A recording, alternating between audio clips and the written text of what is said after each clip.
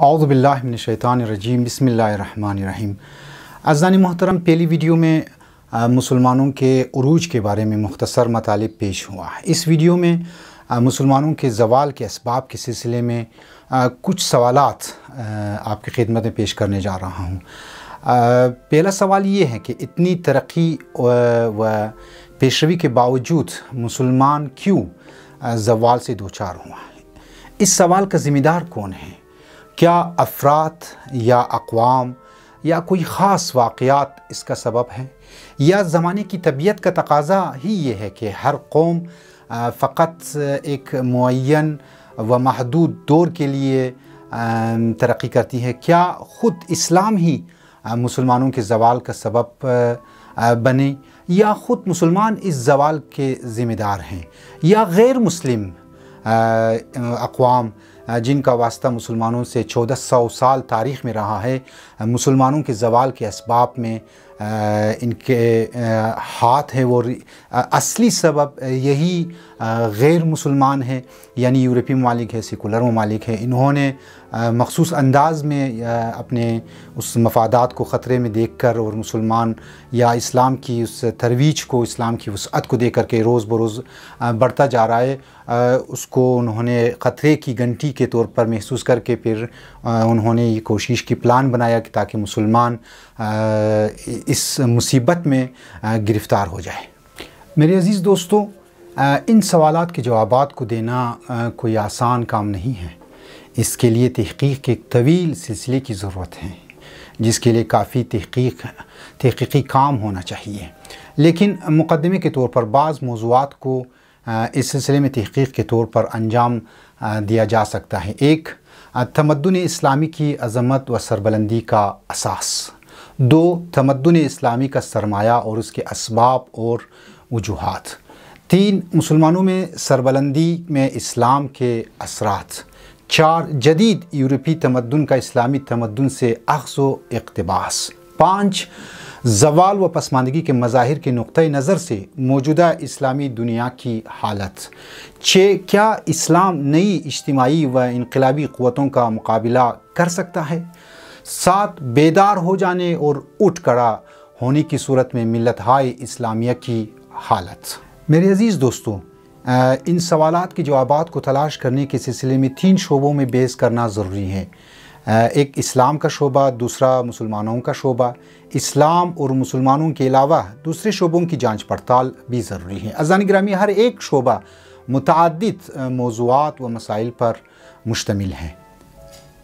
میرے عزیز دوستو، اسلام کے شعبے کے حوالے سے بعض سوالات کچھ اس طرح سے ہیں، یعنی مسلمانوں کے زوال کے اسباب کے حوالے سے اسلام کے شعبے سے متعلق سوالات کے بارے میں تحقیق اس انداز میں کی جائے کہ کیا اسلام کے افکار و معتقدات کے رخ سے اسے مسلمانوں کے زوال میں اثر انداز سمجھے، یا کیا اسلام کے اخلاقی سسٹم کو ضعیف سمجھا جائے، یا یہ کہ اسلام کے اجتماعی و سماجی قوانین کو مسلمانوں کے زوال کے اسباب میں جاننا چاہیے۔ میرے عزیز دوستو، اسلامی افکار اور معتقدات میں مندرجہ ذیل مسائل پر اتہام لگتا رہا ہے۔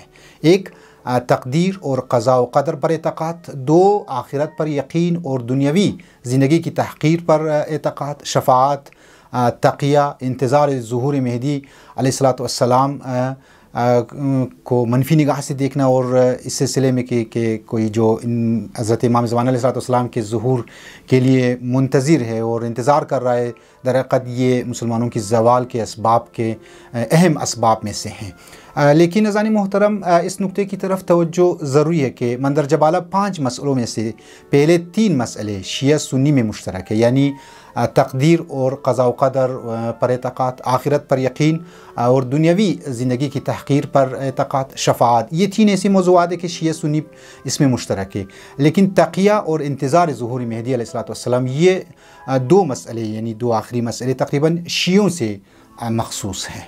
میرے عزیز دوستو، اسلامی اخلاق میں جو زوال کے سلسلے میں جو مباحث مطرح ہوتے ہیں، اس میں اسلامی اخلاق میں زہد، قناعت، صبر، رضا، تسلیم اور توکل وغیرہ عناصر کے اثرات کو مسلمانوں کے زوال کا الزام دیا جاتا ہے، اور اسلام کے اجتماعی و سماجی قوانین کو مسلمانوں کا سبب جاننے کے سلسلے میں مندرجہ ذیل موضوعات پہ تحقیق کرنے کی ضرورت ہے۔ ایک حکومت اور اس سے متعلقات کا مسئلہ ہے کہ جس کے بارے میں کہا گیا ہے کہ اس مسئلے میں مسلمانوں کے فرائض اور ذمہ داریوں کا تعین نہیں کیا ہے۔ دو، اسلام کے تعزیری قوانین سالہ سال سے بے مہری کا شکار ہے، اور بہت سے اسلامی ممالک نے اپنے تعزیری قوانین دوسروں سے اخذ کر رکھے ہیں۔ تین، اسلام کے مدنی قوانین پر اعتراضات جیسے حقوق نسواں اور دوسرے مالکیت و وراثت اور اقتصادی قوانین جیسے مسائل کو بعض افراد جو سیکولر افراد ہوتے ہیں یا خود بعض مسلمان ہوتے ہیں وہ کہتے ہیں کہ یہ موضوعات مسلمانوں کے زوال کے اسباب کا سبب بنی ہیں۔ میرے عزیز دوستو، اسی طرح مسلمانوں کا غیر مسلموں سے رابطہ یعنی اسلام کے بین الاقوامی قوانین و فرائض پر اعتراض اور قافلہ تمدن سے پیچھے رہ جانے کا ایک بڑا سبب شمار کرتے ہیں۔ میرے عزیز دوستو، یہ ہے اسلام کے شعبے میں وہ مجموعہ مسائل جس کے بارے میں سلسلہ مباحث میں کافی تحقیق کی ضرورت ہے اور تحقیق کرنی چاہیے۔ مجھے افسوس کے ساتھ کہنا پڑتا ہے کہ ایتھسٹ افراد تو دور کی بات، حتیٰ ہمارے مذہبی افراد بھی ان موضوعات پر تحقیق نہیں کرتے۔ حتیٰ محرم الحرام کے مہینے میں اگر اس طرح موضوعات کو کوئی عالم دین بحث کرنا چاہے تو ان کو ممبروں سے دور رکھا جاتا ہے، قصے کہانیوں پر اکتفا کیا جاتا ہے۔ اعلان کہ جس طرح شبہات اور اعتراضات کی بھرمار ہیں، اگر اسی انداز میں جاری رہے اور جوابات نہ دیے جائے تو ایک دن ہماری نئی نسل دین و دینی اقدار سے دور ہوں گے کہ پھر اس کے بعد حتیٰ پشیمانی کا کوئی راستہ بھی باقی نہیں رہے گی۔ مجھے کہنے دیجیے کہ مذہبی افراد اپنے ذاتی سلیقے کو مد نظر رکھ کر علماء کو دعوت دیتے ہیں اور اس سلسلے میں کوتاہی کر بیٹھتے ہیں۔ امید کی جاتی ہے کہ ہم ہوش کے ناخن لیں گے۔ انشاءاللہ اس سلسلے میں مزید مطالب مختصر انداز میں آپ کی خدمت میں پیش کروں گا۔ ویڈیو کو شیئر ضرور کریں۔